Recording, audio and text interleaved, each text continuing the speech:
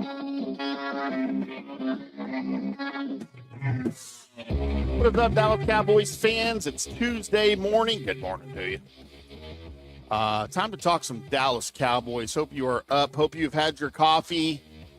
Hope you did your stretching. Hope you've, I don't know, whatever it is that you guys do in the morning to wake up. Stretching exercises, yawning a lot. Could be your first cup of coffee. You go out and get the paper every morning like me. Yes, I still get the paper every single morning, 7 days a week. Have pretty much my entire adult life. Whatever it is you guys do to get ready for the day, I hope you have done it, and I hope you are locked in for a Tuesday edition of the Dallas Cowboys Daily Blitz podcast right here on FanStream Sports and the Fish Report YouTube channel, of course. Can't forget Fish over there. I thought post-Super Bowl, kind of got some stuff out of the way yesterday on Monday that I missed last week when I was out. Thought maybe we saw some stuff to get into. I need to talk to you guys about Darren Woodson being snubbed once again.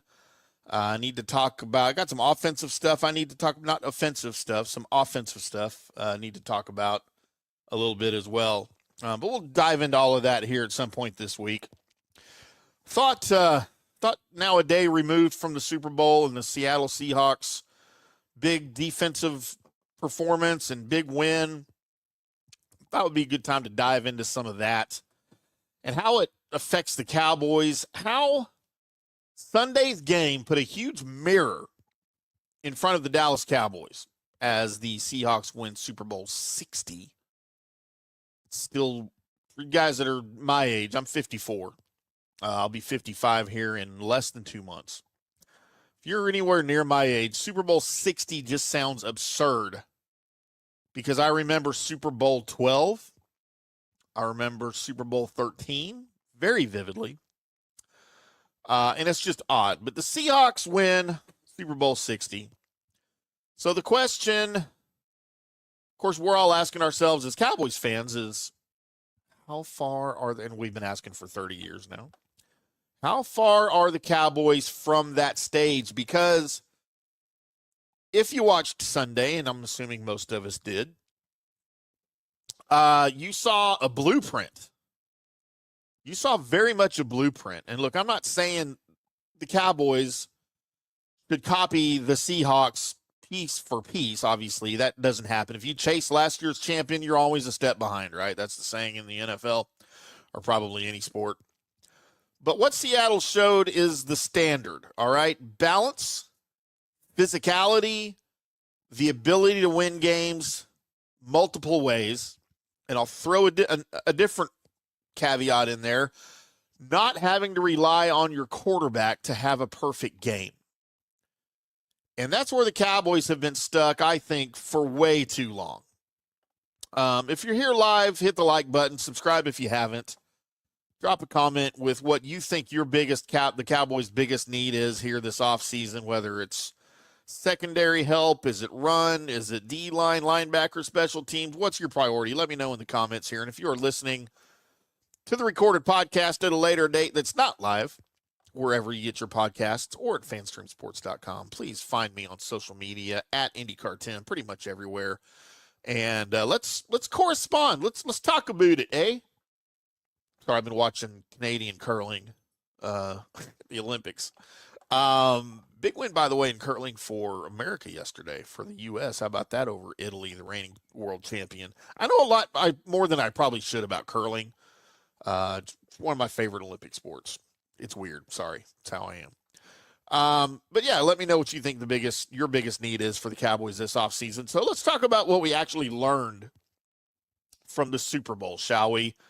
Seattle didn't win the game, obviously, because they were able to light up the scoreboard. They won because they were able to control the scoreboard. They played a game that said, we don't need style points. We need possessions. We need field position. And we need to suffocate the Patriots. And that's exactly what they did. And that is football in January. Well, now February. Now that the Super Bowl's in February. Seattle's defense made the Patriots offense looked like it was operating in wet cement. You had a lot of pressure up front. Good God, Drake May was under pressure the entire game. You had tight coverage on the back end. The safeties, the cornerbacks were everywhere. They anticipated like I've never seen a defense do in a long time. And they tackled. You had the kind of tackling that kept those 2-yard gains by the Patriots. They kept them at 2-yard gains. You didn't hit a guy in the backfield and then let him rattle off 8 yards. You tackled. At first glance, you tackled. And that right there is the difference between a good defense and a championship defense. Dallas has had defenses that get hot. They create turnovers. Dallas has had pass rush bursts. Dallas has had playmakers. But Seattle was consistent, mean, and clean. No free releases, no easy throws, no, hey, look, that guy is wide open for 10 yards on 3rd and 7. There was none of that by the Seahawks defense. They made the Patriots literally earn everything they took, and they didn't get to take much. I know late in the game you had that one drive, a couple of big plays and the touchdown. It's the NFL, okay? That's going to happen. But, man, that was the exception, not the rule on Sunday. So if we bring this back to the Cowboys, because this is where people start getting defensive, but I don't have the thing queued up, sorry, pun intended. On offense, Dallas is not miles away. In fact, if you're comparing quarterbacks in a vacuum, I will take Dak Prescott in a big spot anytime right now, period. That gives you high-level passing, a high ceiling still at this point in his career, and I think all of that matters. The Cowboys' offensive line, I like Dallas there too. That group, I think, can be a strength. They've got weapons.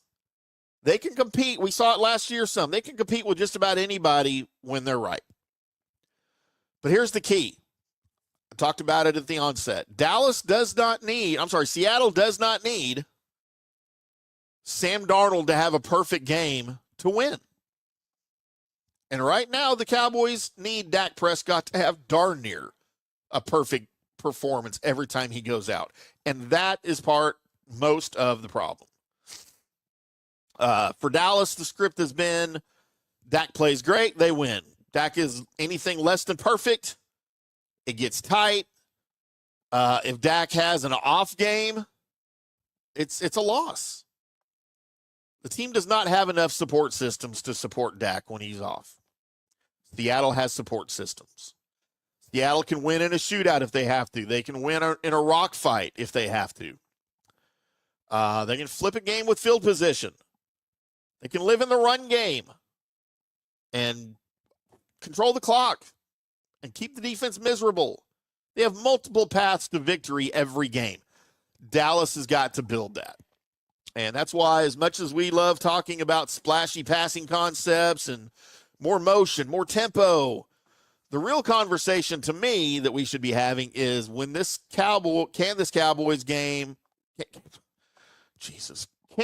Cowboys team win a game in January or anytime when they play ugly? Can they win a game when their run game has to carry them? Can they win a game when Dak Prescott throws a couple of picks and has an off game? I don't think so. Let's talk about the running back, because I think that's part of all of this. Seattle had explosiveness in the running game on Sunday, not just like 4 yards in a cloud of dust. I'm talking about the kind of run game that changes the math of the game, the kind of run game that flips the field, the kind of run game that makes the safety think twice before he creeps down and cheats a little bit for the run game. Kenneth Walker was freaking awesome.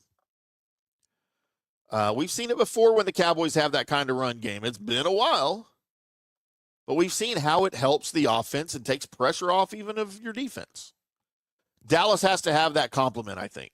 If Javonte Williams is back, cool. I've said it on this and other podcasts. I love that. I would love to have him back. I love the physicality. I like the tone, but you still need some juice. I think you still need a second back who can rip off 15, 20, 25 yards when the defense gets lazy for one snap. And just as important, I think you still need to manage workloads in the NFL so your backs are still alive when the season gets real. Gone are the days of Emmitt Smith carrying for 30 carries a game. Your running back is not going to carry 30 times a game. If that's the offense you have in the NFL, you will not be successful. I can remember a stat back in the day.